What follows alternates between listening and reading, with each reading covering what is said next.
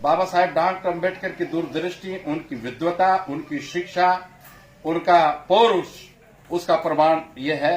यदि बाबा साहेब डॉक्टर अम्बेडकर संविधान सभा में ना जाते तो इस देश को लोकतंत्र कभी भी नसीब ना होता, और लोकतंत्र नसीब ना होता तो one man one value one vote वाला सिद्धांत भी हमें प्राप्त ना होता। और उसके प्राप्त होने के कारण हमारे बदन पर जो ये वस्त्र आए हैं, हमारे घरों में जो एक खुशहाली आई है, हमारे चेहरों पर जो मुस्कुराहट आई है, ये उसी के कारण आई है। तो ये बाबा साहेब डॉक्टर अम्बेडकर का बहुत बड़ा योगदान इस देश को है।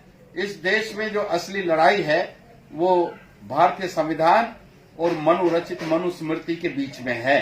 बाबा साहेब डॉक्टर अम्बेडकर ने 1927 की 25 दिसंबर को जब मनुस्मृति जलाई थी तो खाली वो जलाकर ही आराम से नहीं बैठ गए थे, उन्होंने एक नई स्मृति रचने का भी संकल्प लिया था।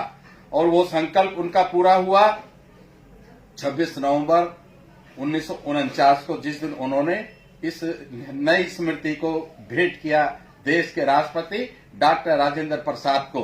वो जो पहले वाली स्मृति थी वो उसको क्यों जलाया? बाबा साहेब डॉक्टर अम्बेडकर तो महान बुद्धिवादी थे, महान पुस्तक प्रेमी थे, महान पुस्तक रचयिता थे।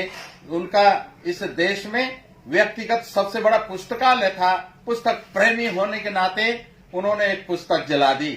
कारण क्या था कि एक पुस्तक कल्याणकारी भी हो सकती है तो दूसरी एक पुस्तक विध्वंसकारी भी हो सकती है।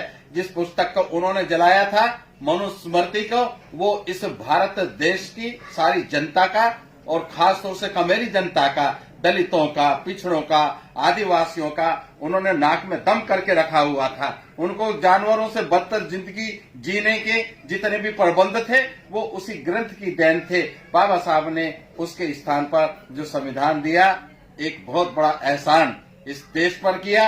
यद्यपि वो संविधान अछूतों के लिए नहीं है, केवल पिछड़ों के लिए नहीं है, आदिवासियों के लिए नहीं है।